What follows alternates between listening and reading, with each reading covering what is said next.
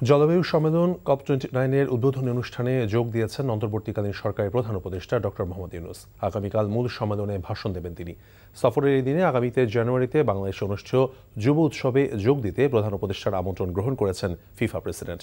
মুকসিবুল হাসানের আরেকটি রিপোর্ট। আজারবাইজানের রাজধানী বাকুতে জাতিসংঘ আয়োজিত জলবায়ু সম্মেলন COP29 যোগ দিতে মঙ্গলবার স্থানীয় সময় সকাল 10টার কিছু পরে সম্মেলন স্থলে পৌঁছান প্রধান উপদেষ্টা ডক্টর মোহাম্মদ ইউনূস।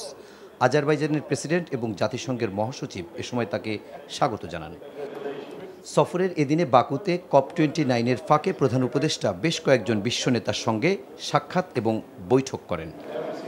মঙ্গলবার সকালে বাকুর রিজ্জা কার্লটন হোটেলে বিশ্বের সবচেয়ে মর্যাদাপূর্ণ ইসলামিক ধর্মীয় প্রতিষ্ঠান আল আজহারের গ্র্যান্ড ইমাম ডক্টর আহমদ আল তাইয়েবের সাথে সাক্ষাৎ করেন প্রধান উপদেষ্টা ডক্টর মোহাম্মদ ইউনূস। প্রধান উপদেষ্টার নেতৃত্বে বাংলাদেশে উন্নয়ন এবং সমৃদ্ধি হবে বলে আশা প্রকাশ করেন আল আজহারের গ্র্যান্ড ইমাম। ডক্টর ইউনূসের সাথে বৈঠক করেছেন ফিফা প্রেসিডেন্ট জিয়ান্নি ইনফান্তিনো। আগামী জানুয়ারিতে বাংলাদেশে অনুষ্ঠেয় যুব উৎসবে যোগ দেওয়ার জন্য প্রধান উপদেষ্টা আমন্ত্রণ গ্রহণ করেন ফিফা প্রেসিডেন্ট। প্রধান উপদেষ্টার সাথে সাক্ষাৎ করেছেন ফিনল্যান্ডের প্রেসিডেন্ট অ্যান্ড্রু ট্রুপ। সফরের এদিনে প্রধান উপদেষ্টা ডক্টর মোহাম্মদ ইউনূসের সঙ্গে সাক্ষাৎ করেছেন তুরস্কের প্রেসিডেন্ট রিসেপ তাইয়েপ এরদোয়ান।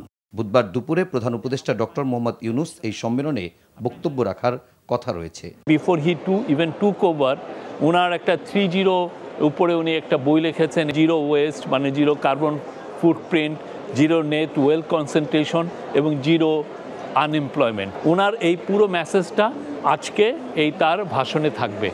আমরা আশা করি বিশ্ববাসী ওনার এই মেসেজটাকে সিরিয়াসলি নেবেন।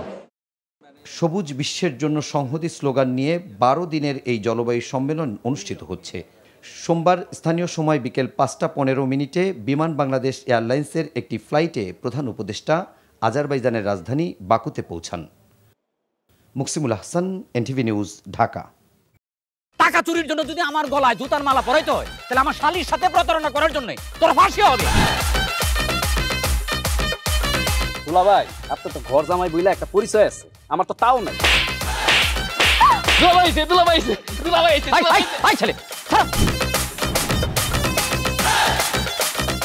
রাজনৈতিক ফ্যামিলির মেয়ে হয়ে ওই কাজ করবে।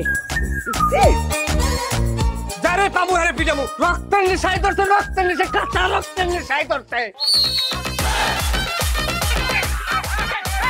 তোমার এই পলিটিক্স আমার বাম পকেটে থাকে। পাঁচুদের বউরে জামেলা পাকাই। এই বেটাই, আমি তখন বিয়ে করিনি।